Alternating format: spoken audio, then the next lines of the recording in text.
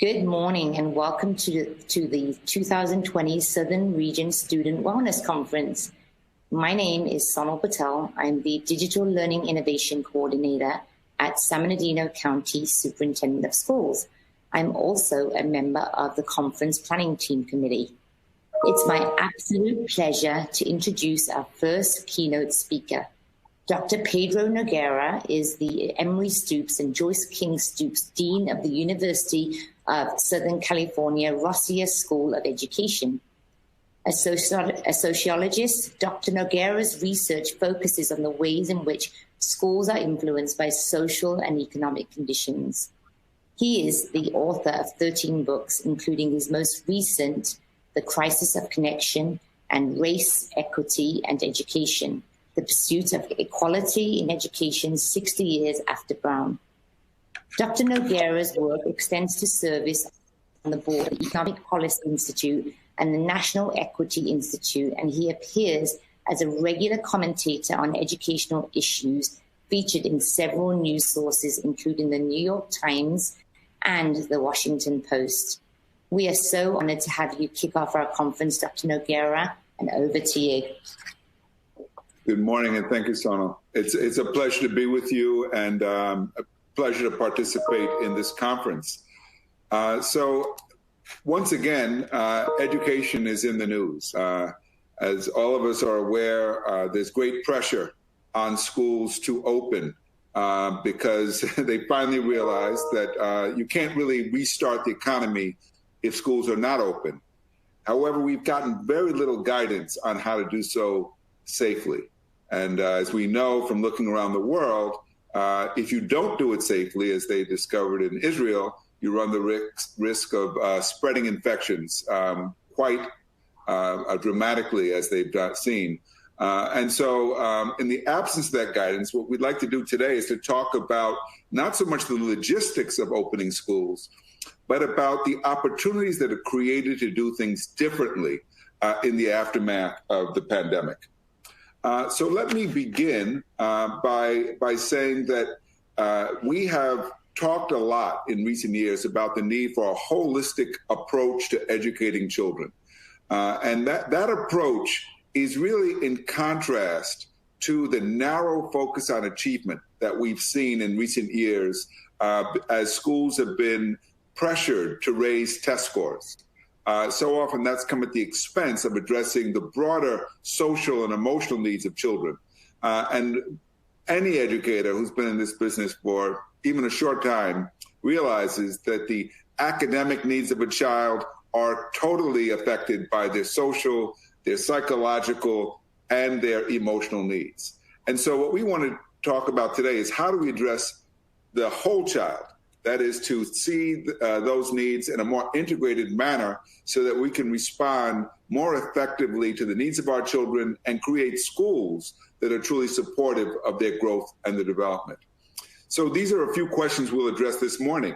First, how can we begin planning to make schools better than they were before they reopen? I want you to think about that because returning to normal, to what we've known, is not where we want to be. Schools before were characterized by deep and persistent disparities in achievement that corresponded to the race and socioeconomic status of children. We want to create schools that do not predict how well a child will do based upon their background or where they live. We want schools that cultivate the talent in all children. And so we have to ask ourselves, what kinds of changes are going to be needed for that to occur? That relates to what I'm going to call shifting the paradigm, the way we think about our work, our deeply rooted assumptions about children and their needs, and the need to place equity at the center so that we can, in fact, begin to address the social and emotional needs of children in our work. Third, we want to confront the barriers that get in the way of allowing us to do this and think about how we can reduce or eliminate them entirely. And then finally, to get there, it's going to require that we start to build capacity in our staff and in our schools. And how to do that, I think, is a critical issue facing educators today. So let me begin by sharing a quote. This one comes from Hugh Vasquez. Some of you may know him. He is works with the National Equity Project in schools throughout the country. And recently in a blog, he wrote this. He says, since we know that disturbance is required for change, and there is no doubt that the disturbance is happening as we speak, that disturbance being the pandemic, the question is, are we willing to use this as an opportunity to create the kind of educational system we want? We have learned that if we are going to change the system, we as individuals first have to see what the system is producing. Then we have to engage with others to design something different. And finally, we have to act. So what this is raising is whether or not we can use this reset as an opportunity for change. I know that many have been preoccupied with the logistics of reopening and how do we pull off social distancing and how do we protect staff, particularly those who are immune compromised. But beyond those very important concerns, there's the question of whether or not we can begin to approach our work differently. So again, in that vein, I want to share yet another quote. This one comes from Paul Revel, who is the former Commissioner of Education in Massachusetts. And he says, how do we make our school, education, and child development systems more individually responsive to the needs of our students? Why not construct a system that meets children where they are and gives them what they need inside and outside of school in order to be successful? Let's take this opportunity to end the one-size-fits-all factory model of education. I want you to think about that last sentence for a moment, the one-size-fits-all model. And if you say, well, that's not my school, well, then ask yourself now, which kids do my school serve well and which school children are not served well? Here's the irony in many of our schools. It's easiest to serve the kids who need the least help, right? The kids who come from affluent families, whose parents are college educated and who have time to invest in their children. It's easiest to serve them because their parents are doing most of the work. It's the kids who come to us with greater needs, whose parents are out there struggling, who are risking their lives now because they're essential workers and are at risk of bringing those infections home to their family. Children who don't have supportive families, who may be homeless or in foster care. How well do you serve those kids? And if the answer is not very, and if that answer shows up in your data, then we know we have work to do. And so I want you to not use this as an opportunity to blame and get defensive, but rather to ask, what do we need to do differently to get better outcomes for a broader range of kids? Right now, the schools, as we've known them in this country, are characterized by deep and persistent disparities in achievement. The so-called achievement gap that we've been grappling with for over 20 years in this country is really a manifestation of racial and social inequality. The real question is, what can schools do to mitigate the effects of inequality in society so that education can be a resource for all children to develop their talents and contribute to themselves, their families, their communities, and to the world as a whole? We know that in many schools, we're most likely to punish and discipline the kids with the greatest needs, our special needs kids, children of color, particularly Black children, suspended and expelled at much higher rates. And what I know from having worked with schools for many years is that very often these are the kids with the greatest needs. I want you to think about that for a moment, because we are disproportionately punishing the kids with the greatest needs. And too often we respond to behavior, but we don't address the need. How many of you have seen kids who are acting out in class because they can't read, they can't do the work, and our punishment is to send them out of class to the office or to send them home? And in fact, the problem gets worse because there's no reading specialist working with them. There's no intervention either to address the need or the behavior. Look at your data. How many of the children are you suspending who are special needs kids, who are behind academically, who don't even like school? Think about how crazy it is that we punish kids who don't like school by giving them less school. one of the things we know is that kids who've given up, who hate school, are not affected by suspension. In fact, the problem gets worse. And so what we have to do is get much more creative and get at the root of the problem. What is the cause of this behavior? Because if we don't address the cause, the behavior doesn't go away. In fact, it may get worse. We've had a narrow focus on achievement, as I said, at the expense of the whole child. And again, that shows up in our data. We've had too much reliance on pressure particularly on the adults, on teachers, on staff, using threats as if threats will help schools to improve. And I would say in too many of our schools, there's an impersonal, adult-centered culture, not a student-centered culture, a culture that affirms learning and affirms the importance of each and every child. And finally, in too many of our classrooms, we're preoccupied with covering material, and there's not enough deep engagement in learning. And so I want you to think about those. If that sounds like your school, then we know we have great work to do to bring about the changes that are needed. Poverty is one of the issues that we have struggled with in this country. And we struggle with it because we've largely ignored the problem. And the problem, especially during this pandemic, as so many people are out of work, is getting worse. The number of people on food lines, many of our schools have been turned into food distribution centers. And I'm glad that our schools have stepped up. But we know that the problems of poverty go beyond food. They go to housing instability. They go to lack of health care. We have kids who haven't seen a dentist and who need their eyes examined. And so I want you to think about your children and ask yourself, what are we going to do to make sure we're responding holistically to the needs of our kids? Who are our partners that can help us if a child needs more support, needs a coat in the winter, needs a screen because they're using their cell phone or their parents' cell phone to do their homework? We have to recognize the needs of our kids. Otherwise, the kids with the greatest needs will continue to be the kids most likely to fall behind. So one of the issues that we've become more attentive to in recent years is the issue that we call toxic stress or trauma. And we've now grown aware of the fact that children with adverse childhood experiences, and that could be everything from divorce to being exposed to violence at young ages, that it has an impact on learning. It impacts their ability to maintain attention, it affects their memory, and it affects impulse control. So we see kids often who are acting out in the classroom, who are fidgety, who are restless, who may be aggressive, or some kids are silent and withdrawn. It doesn't affect everyone in the same way, and this is very important to keep in mind. And again, how do we respond?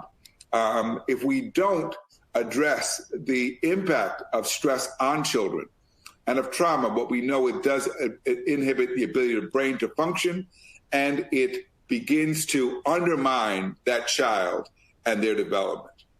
And so many of you by now have seen this wheel, this diagram. It's developed by Castle, the Center on Social Emotional Learning at the University of Illinois in Chicago. And if you haven't seen it, I encourage you to go to their site. And what it reminds us is if we place social and emotional learning at the center of our work, what we're likely to see is children become more self-aware, develop greater ability to manage their own emotions and to make better decisions, to develop better relationships with their peers and with adults, and become more aware of what's going on around them.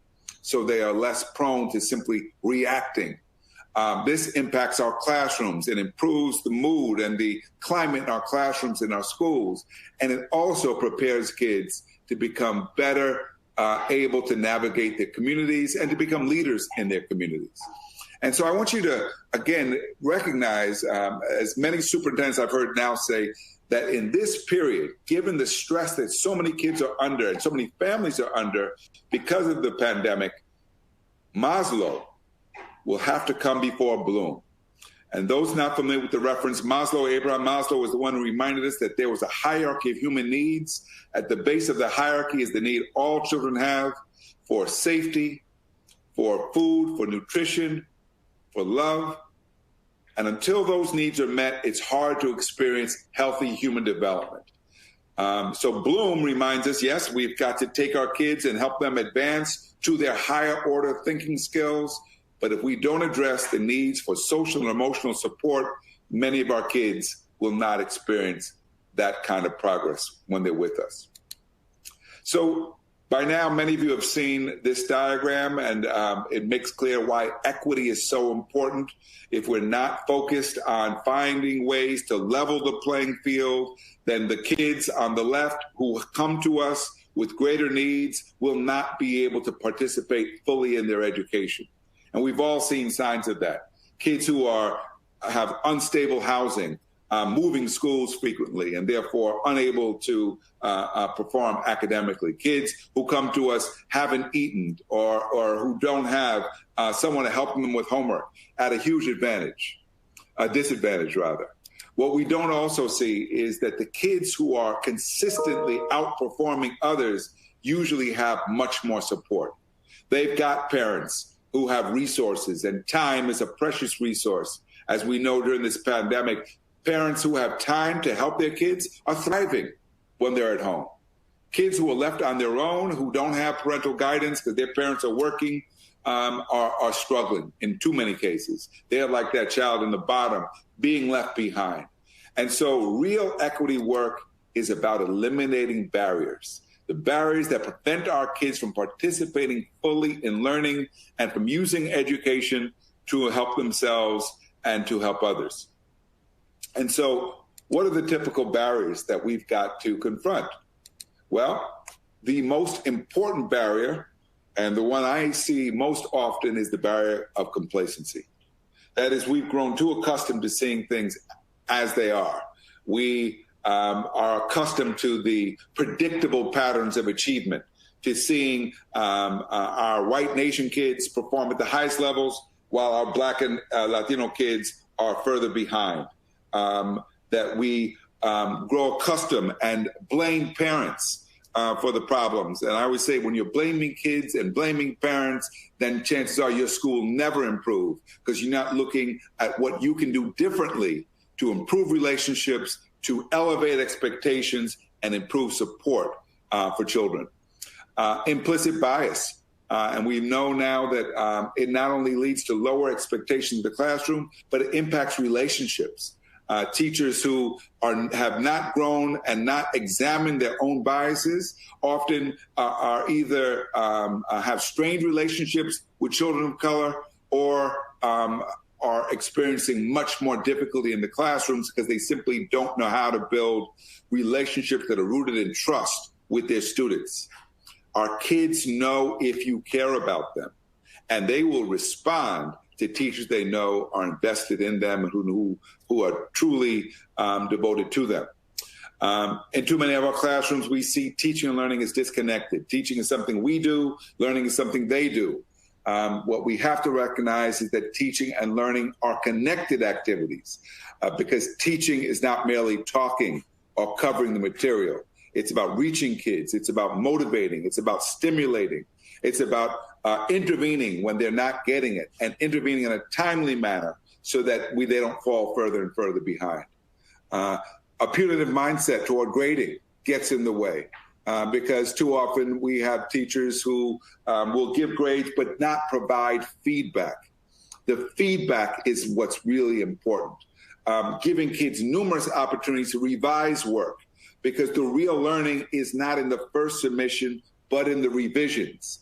And the revisions get better if the feedback and encouragement is there as well. And encouragement is so critical. I don't know why it's advancing so fast, but I'll keep going back. So what we want is to improve the climate in our schools by making equity central to our work.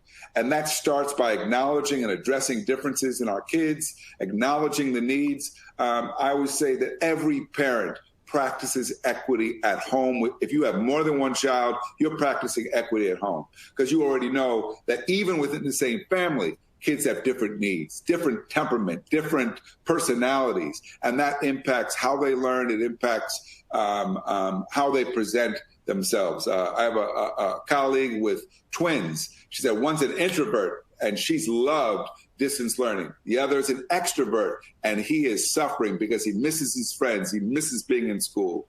Twins, same home, very different outcomes. We're dealing with kids from a variety of homes, a variety of backgrounds. So we've got to figure out, how do we respond to the different academic, social, and psychological needs? Now, that sounds complex, but it starts with something really simple: getting to know your students. Do you really know them as people? Not their test scores, not what demographic groups they belong to, but who are your kids? What do they care about? What are they interested in? What motivates them? What challenges do they face? Because knowing that puts us in a position to build a relationship with them and to improve how we treat them and serve them. Equity is about fairness in the way we treat children. And children know right away if the adults around them are not afraid, are afraid of them, are treating some better than others. If there's bias in the classroom, they know. And then finally, it's about speaking out when we see injustice, when we see children being denied basic learning opportunities. And I can't say enough. And I know that sometimes this is difficult because it means challenging our colleagues who may be unfair and mistreating children. But finding how to do that is so critical, because if we don't do it, nothing changes. And we're not making a difference. And the goal of education always must be that we got to make a difference for our children. Our kids have to come away from being with us more confident, more competent, and more capable of addressing the challenges they face. So that's the goal. And for that to be achieved, we've got to make equity central. So I want you to reflect for a moment on the challenges present in your school, in your district, because the equity challenges vary depending upon the community you're in.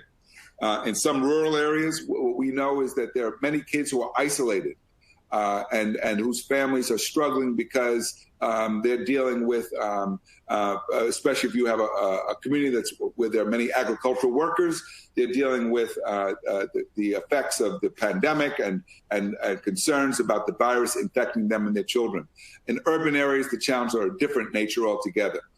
So what are the challenges facing your children, your schools? And what should your school be doing to address those challenges? Hopefully, there'll be some questions that'll come up later about how to do this and what might be possible. So what we're aiming for, what we are hoping to achieve, is schools where a child's race or socioeconomic background does not predict how well they will do. Now, that might sound like an awfully ambitious goal, but ask yourself, how many of you come from a family where neither of your parents went to college? Or how many of you come from a family that grew up poor or working class and now find yourself middle class? What does that tell you? It tells you that education can serve as a pathway to opportunity. I know because I experienced it myself. Neither of my parents went to college. Neither of my parents graduated from high school. They sent all 6 of us to college, some of the best colleges in the country. We are all professionals today because of education. And that is true not just for me, but probably for many of you. So the real question is, how do we get that to happen in our school? How do we build a culture in our school where the language of our children is treated as an asset, not as a deficit, where we work with our kids to build on the cultural resources of their families so they feel proud of who they are, and they're able to use education to help themselves and help their families. Do our kids feel inspired? Is their curiosity encouraged when they're with us? Are their dreams being fed and nurtured? Think about it. Some kids don't dream because they don't even know what's available to them. School has to be a place that expands the horizons, that allows our kids to see beyond the stereotypes they may be directed at them. And we need to know that when our teachers feel appreciated, they're able to bring joy for teaching and inspiration into the classroom. And so that's the work we've got to do. And to get there, we've got to make sure that we focus on creating the right conditions in our schools so that social emotional needs of kids are addressed and our kids feel supported and they can grow and become more confident as learners. So take a look at this image. This is from a math classroom in East Los Angeles, Howard Beck Middle School. These are middle schoolers in a 90-minute class, 90 minutes. And I want you to look at the teacher who's talking to me in the back because she's not controlling the kids. The kids are in control. They're in control of learning. They're learning from each other. They're collaborating. In this particular assignment, they were working on the design of a house. They had to order materials based on the dimensions of a house, cement, the floor design, the roof. It was applying algebraic concepts in something very tangible. Many of these kids come from families where their parents work in construction, so it was not unfamiliar. It was culturally relevant. But what's more, this is middle school. And as anybody who's taught middle school knows, in middle school, kids are very social. They want to interact. And so it's developmentally appropriate. And what's more is the kids are deeply engaged. They're engaged cognitively, right? So they understand what they're doing. They're making connections. They're applying concepts. They're engaged behaviorally. They're on task. They're not sitting around waiting for the teacher to tell them what to do. And they're engaged emotionally. They're trying hard. Right? They actually care about the outcomes. When all this comes together, powerful things are possible in our schools. Here's another example of a school that's doing that kind of work. Social Justice Humanitas High School in Los Angeles. It's located in a very poor community. 100% of the kids low income. Many of the kids English learners and undocumented. But it has the fourth highest graduation rate in Los Angeles. 95% of the senior class has gone to college for 6 years in a row. And for 6 years in a row, there has been no fights at the school. This is a school that spends the beginning of each year building community so that kids get to know each other, get to know their peers and their teachers.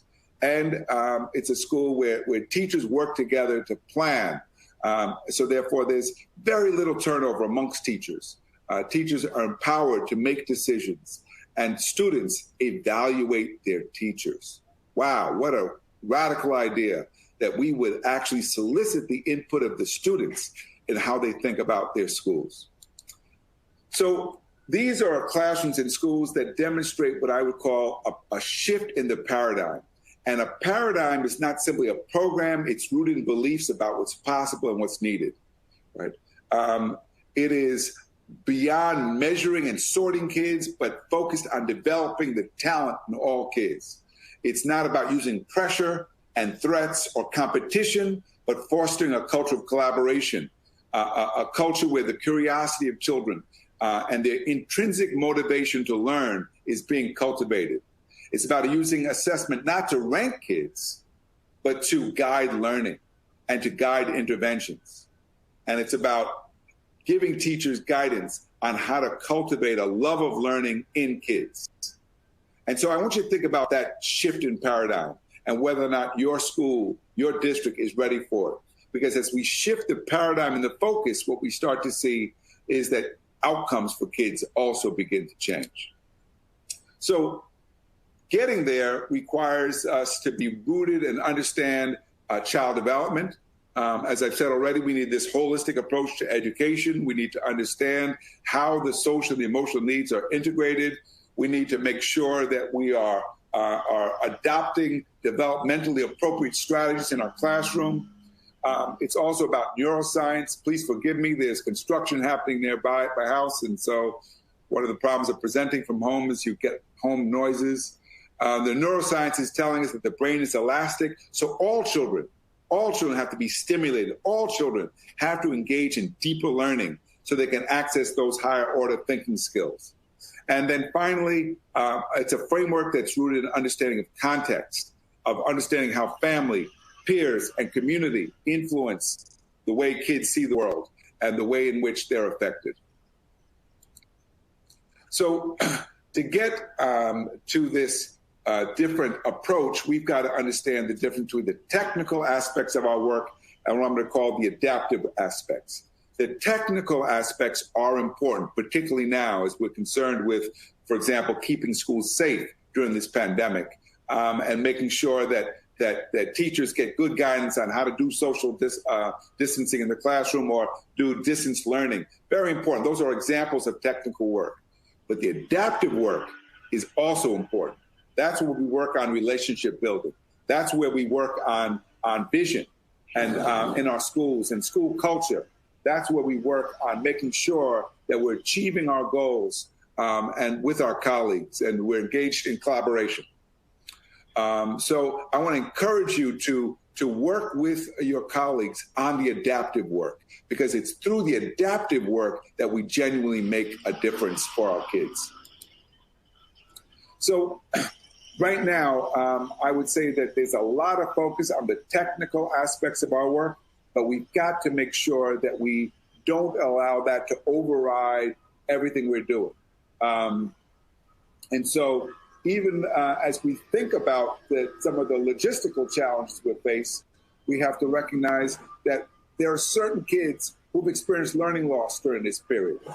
So who should we prioritize in bringing back? Kids with special needs should be at the top of the list, because many of them require more support than they've gotten during this period. Kids who are homeless and don't have a place to get the work done, we might need to prioritize. In San Francisco, they're creating, even though they can do distance learning, they're creating hubs where kids can come in for support and extra staff. Younger kids who need more support with reading might need to be a greater priority. So we need to know our communities, know our kids, and make decisions that are informed by our knowledge and by the data about how to do this work carefully. A few other questions that we need to ask is how are we going to support the mental health needs of our students after the pandemic? As I said previously, many kids were experiencing anxiety and depression before the pandemic. For many of these kids, those mental health challenges will be exacerbated after. How do we address those needs? How do we make sure that we are addressing the kids who've become discouraged and less motivated? What are you doing about the frightened adults who are worried about getting the virus now and who are stressed out themselves? I would really encourage all of you to build community with your staff, with your kids when we get back, because we know that when we feel supported by our colleagues, when our kids feel supported, they're going to do better at school. So I want to encourage you to think about what are we going to do to check in and let people know we value them, that we are not simply focused on the work, we are focused on them as people. And so I really want to encourage you to check in before you move right into the work at hand. So we have good research about the things we should be focused on if we want to see our schools improve. The University of Chicago at the Consortium on School Improvement has identified what they call the 5 essential ingredients for improvement. Those 5 are on the list. A coherent instructional guidance system. That means teachers are planning together. They're clear about what they're teaching. They're clear about, and they're collaborating about how to teach it and what to do when kids are not getting it. Developing the professional capacity of our staff, because we know that our staff not only needs to be strong in content, they've also got to be good at pedagogical strategies that meet the variety of needs of learners, and they've got to be good at building relationships with kids. We've got to have strong parent-community ties, especially now when we're relying on parents so much to keep their kids engaged. When we get back to school, we've got to make sure we've got a student-centered learning climate, a culture that is conducive to keeping kids safe and conducive to keeping them engaged and raising the morale of the adults. And then finally, shared leadership. I want you to look at that list and ask, how is my school doing on those 5? Where are we strong? Where do we need to have improvement? because these 5, I would tell you, if you can keep focused on them and really analyze the performance of your school honestly on those 5, it will help you and give you clear guidance on what you need to do and what you need to focus on to get better. So a few questions to think about. We don't have time to discuss them, but you can take these back to your school and you'll get a copy of these slides that you can use for discussions with your colleagues. How well are you doing on those 5 essentials? What do you anticipate to be the primary concerns of teachers and of your classified staff, of your students, and of the parents you serve? And how can you come in prepared to address those concerns? Okay, very important that we come prepared. As I said, we've got to start with community building. That school I mentioned previously, Social Justice Humanitas, they start the school year with team building to give people a chance to get to know each other. They do it before the school year officially begins. When I asked the principal, Jose Navarro, how do you get kids to come in early? He said, we just tell them they have to and they come. And they do. And because they come, they start to feel comfortable with each other and the staff feels comfortable about returning to work. So important because we know that the anxiety is great out there. So I want to encourage you to spend at least a few days letting kids share their stories, working the relationships, hear about what life in quarantine was like for our kids, played games together, make it fun to be back, bring some joy back into school. After the pandemic, I think the key is going to be to make sure that learning is meaningful for kids, that it's active and relevant. And we do that by making strong connections between the curriculum and the lives of our kids. And that's where the professional development and the professional learning communities are so critical for teachers to be able to make those kinds of connections. You've got to make relationships central. The research on trauma shows us that when there are strong relationships, not only between teachers and students, but among students themselves, performance improves. Kids who feel supported, kids who feel as though they're safe will do better in school than kids who are marginal and alienated and who feel unsafe. We've got to maintain that whole child focus in schools. We've got to encourage collaboration between adults and children. And very important that we use and create learning opportunities that develop those higher order thinking skills in kids. Get kids applying what they've learned. Get them thinking critically about information and how to make connections between what they're learning now and what they're going to need to learn in the future. And ultimately, we want to work on helping kids to develop mastery so that they are really able to demonstrate strong degree of competence in what they learn. And that requires us to make sure that they're producing things that are reflective of what they've learned, so that we can be sure that they're ready for more advanced work as they go along. So to get there, to achieve these kind of goals, we're going to have to engage in capacity building. Capacity building is a process. It's not one-shot professional development. It's professional development that's tailored to the needs of each and every member of our staff. I know that might sound daunting, but think about it. We ask our teachers to differentiate instruction for their students. We've got to do the same thing for the staff. We've got to find out what are their needs, but we also have to give them good feedback on areas where their growth might be needed. We need partnerships, especially now, to make sure that families that need it know where they can get support for food or for health or for other needs they may have. Otherwise, we're going to see schools and staff overwhelmed by the social, emotional, and mental health needs of their kids. And very important for those of you who are central administrators, collaborative solving, capacity building is about collaborative problem solving. It's about not dictating and issuing mandates, but really working together to address the challenges facing our schools. And all of that is easier when there's trust, right? When our staffs know that if they have a problem, they can tell us, and that help will be provided rather than threats and more pressure. So the areas where capacity building is typically going to be needed is going to be first and foremost in this whole child focus, so that we are looking at the health, nutrition, and social emotional needs of kids.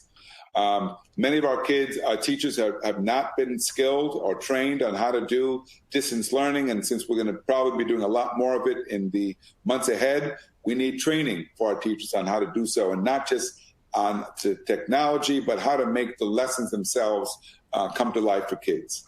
Cultural competence continues to be an ongoing area where training is needed, so that we know how to connect to kids, particularly kids from backgrounds that are different from our own.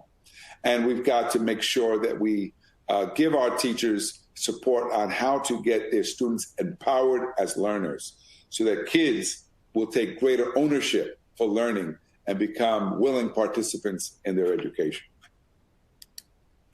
So we want to also be careful with the kinds of interventions we employ.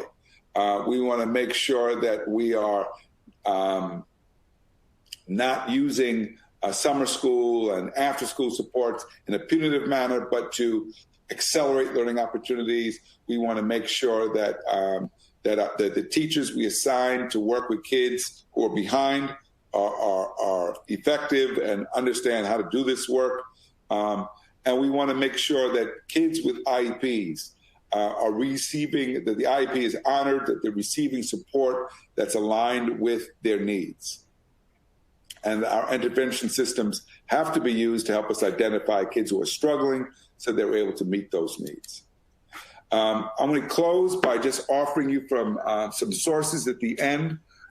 These are some sources that I think will be helpful to our teachers about how to address health and safety guidelines learned from other countries. This one, Leading Through Anxiety, is particularly important for principals and for superintendents out there who themselves might be experiencing anxiety, good guidance on how to approach that with some emotional intelligence. Parenting during the pandemic. The New York Times did a great series that you can Google and search for to give good advice to parents on what they can do to support kids. And then so how to do online learning well. I want to recommend Edutopia as a great resource for online learning and supporting the social and emotional needs of kids. And then finally, we know that we're also in the midst of a movement for racial justice across the country. Many, if you imagine what would have happened had schools been opened at the time of the police murder of George Floyd in Minneapolis, we have a time now to be prepared. So Facing History and Ourselves is great resources to educate us about the history of policing in Black communities. So we are ready to come to school for some challenging conversations and not be afraid of those. And again, more resources here that I think you could find useful and helpful. So let me stop there. I do want to raise one more quote. This one, again, from Paul Revel from Massachusetts. He says, the best that can come from this is a new paradigm shift in terms of the way in which we look at education. Children's well-being and success depend on more than just schooling. We need to look holistically at the entirety of children's lives. They need a wide array of essential supports and opportunities outside of school. These education prerequisites go far beyond the purview of school systems, but rather are the responsibility of communities and of society at large. In order to learn, children need equal access to healthcare, food, clean water, stable housing, and out-of-school enrichment opportunities. We have to conceptualize the whole job of child development and education and construct systems that meet children where they are, give them what they need, both inside and outside of school, in order for all of them to have a genuine opportunity to be successful. Now, I realize that what Paul is talking about there is a tall order. It goes beyond what we can do as in our individual classrooms. And so we also have to engage our policymakers about the kinds of policies that are needed to bring about the kinds of schools that all children deserve. So I'll stop there and take your questions. And I see the first question lined up is, how do we engage and support our most transient students, namely children who are in foster care and who are homeless, from a distance learning virtually, and ensure that they're able to succeed academically? So first, let me acknowledge how difficult that is. By no means a simple matter. We weren't doing well with those kids when they were in school, and that's what the data shows. And those challenges will probably be much greater now when we have to provide support through distance learning. So I want to say I repeat what I said earlier. We always have to start by checking in. Before we launch into a lesson or ask kids about their homework, we should say, how are you doing? What's going on at home? How are you feeling? Tell me about what life's been like during quarantine. That check-in lets kids know we care about them. We might want to share some of our own experiences, things we've done. But that check-in is a very important starting point for creating a relationship where we can address the needs of kids that we know are struggling, namely kids who are homeless and kids in foster care. If we hear kids tell us, look, I really I'm going through some mental health crises or challenges, then we also have a responsibility to seek out support. So I want to encourage those of you who are on the front line working with kids to know who are the counselors we can turn to in our district, where can we turn to in our communities to get kids help from a social worker who has the expertise to meet the needs of kids with greater needs. Second question. What are proven approaches to child and social and emotional development that can provide frameworks for schools in the process of developing a new paradigm? So here I want to refer you to my book, Excellence Through Equity. I wrote that book with Alan Blankstein in 2015. We did it to expand upon this framework for equity that is rooted in child development. And then we present cases of schools throughout the country where that equity work is happening.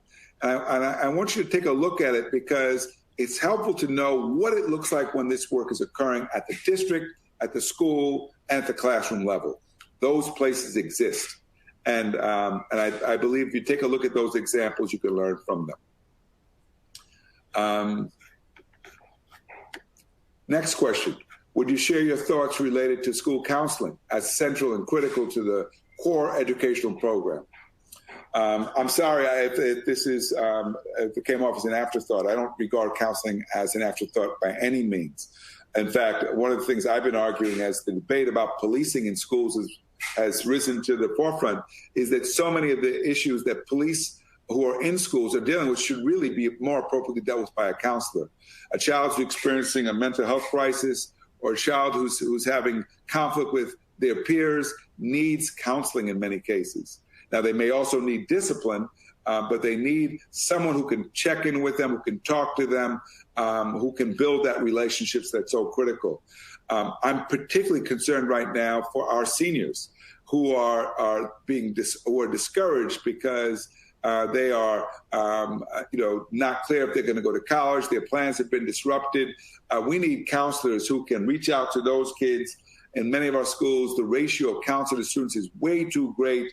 And so anything we can do to support our counselors in that work and to get teachers to work as advisors to kids will, I think, help us to build relationships with children at this critical time.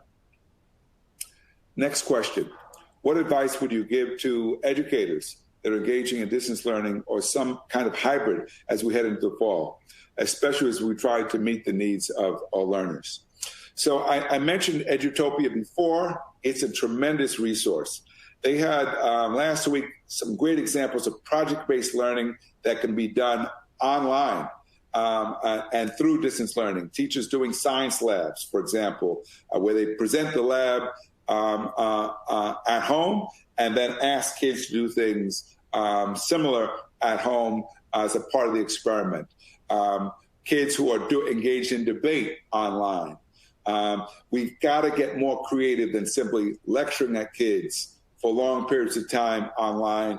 One of the things we know is many kids will simply tune out. In New York City, over a third of the kids have not plugged into summer school. They're not even logging in. So we know that if the learning is not meaningful, if it's not capturing the attention of kids, that kids will simply tune out. So we've got to look for ways to bring it to life, and I encourage you to look at those resources that are available. Next question. How do we deal with teachers who are set in their way of teaching and thinking and will not give themselves the opportunity to shift the paradigm? Well, we can't wait for everybody. And so one of the things I know is that some of you who are ready for the change have to be the kind of early adopters. And then you've got to go and find out who else is among your colleagues shares your vision about how to do this work differently. Because you can't do it in isolation, but you can't allow the naysayers to determine what's possible. There are many people who are set in their ways and who still have a punitive mindset towards grading and towards teaching, who are not clear about how to engage kids. I want to encourage the administrators who are listening to think, okay, how do I work with those teachers to bring them on? How do I give them a chance to learn from their peers who are doing this work well so they can see what good teaching looks like? But don't allow those people to determine what's possible. We've got to give teachers a chance to work together and see how they can engage in powerful teaching together and support each other in this work. Next question is, the biggest obstacle to a more holistic, personalized learning, in my experience, is time and numbers. What creative methods have you seen for giving teachers and counselors more opportunity to pay more individual attention to students? So the best thing I've seen is the way we organize the schedule. That school I mentioned previously, Social Justice Humanitas, they use block scheduling to build in prep time for teachers in the day so the teachers can plan together and work together on the curriculum, to share ideas, to plan lessons together. Makes a huge difference. But the question is absolutely right. If you don't have the time, then you don't have the ability to collaborate. So I want you to think about it. Hopefully we're not keeping, one of the things we know from using Zoom as a platform for teaching is you get tired. And you need to have breaks throughout the day so that people have a chance to go to the bathroom, to eat something, to take a breath so that they can be prepared. But we also need to build some planning time in so that teachers can check in with each other and collaborate. Next question. How can the education system address the inequity without representation of many people of color in leadership positions? Well, important question. Because we know that in many districts, there's a shortage or an absence of people of color in leadership roles. So what that means is that our white colleagues have to become anti-racist educators themselves. They have to confront their own bias. They have to send clear messages to the staff about the importance of serving all of our kids in a fair and just manner. They have to be willing to call it out when we see children being treated unfairly, because if we don't do that, we will see kids denied the basic educational opportunities that are so important. We will know we're making as a progress as a nation when it's not merely people of color who are speaking out about racial injustice, but when our white allies and colleagues are doing the same thing. I say the same thing about sexism. When men speak up and challenge other men, when we witness and observe women being talked about in a derogatory manner, that's when men know they have to check their behavior. And the same thing is true about race. We need to be able to have honest, principled, professional conversations. Let me emphasize professional, because what it means to be an educator, a professional educator, is you're able to serve all kids. If the only kids you can serve are kids who are just like you, then you need to leave the schools you're in if they're more diverse, because you are hired to serve all kids, not just the kids who come from backgrounds similar to your own. So I don't see any other questions in the coming up right now. I will say this, that systemic racism is a huge problem in education because it's a problem in our society. And so we shouldn't be afraid to address it. We shouldn't be afraid to talk about it. We shouldn't be afraid to identify how it may be showing up in our schools. I want to encourage you to look at the discipline patterns in your schools. Look at how teachers are being assigned. Are you in a school that consistently assigns the newest teachers to work with the most challenging kids? These are just some of the ways in which systemic racism gets manifest in our schools. So again, it's about being attuned to how it plays out around us in our schools and being willing to take action when we see it. There are no easy ways to do this work, but I will say this, that when we're willing to confront these issues with a spirit of openness, great progress can, in fact, be achieved. Our schools can be places where all kids feel as though they are respected and feel supported. I know that because I visit those schools. Those schools, they exist. We wrote about them in the book, Excellence Through Equity. And so I want to encourage you, if you're tired of seeing the same kinds of outcomes in your schools, then it means your school was designed to achieve those outcomes.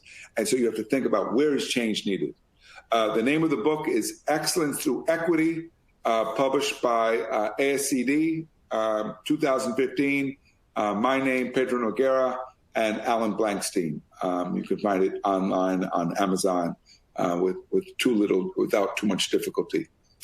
So I think we're almost out of time. If I don't see any additional questions, I'll say goodbye. I will say this in close, that I've been in the field of education for 30 years now, just took on a new position as dean at the Rossier School of Education at USC.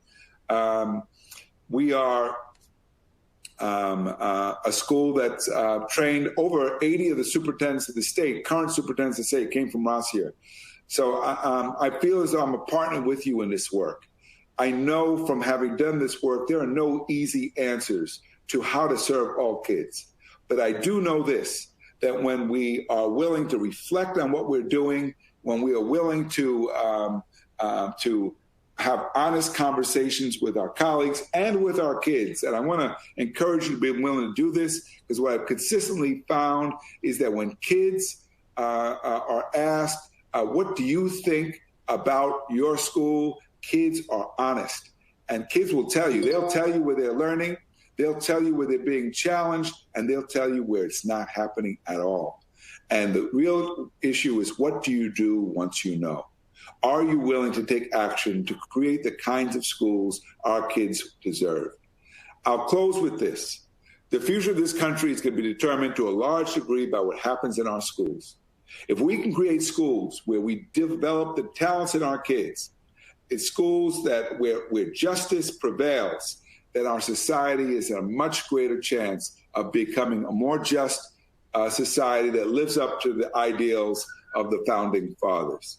So that work is clearly so important at this time. I want to wish all of you the very best as you continue to undertake it in the year ahead. Thank you for the time this morning, and I'll turn it back over to Sonal now for your next session. Thank you so much, Dr. Noguera. That was powerful, and congratulations on your new position. I want to thank you for being here with us today. It's truly a great honor to have you here at the Southern Region Student Wellness Conference. Thank you so much. And thank you to participants for all your wonderful questions and for being with us today. We do have a short break now, so you have a break until 10:30, and then the next breakout sessions will begin.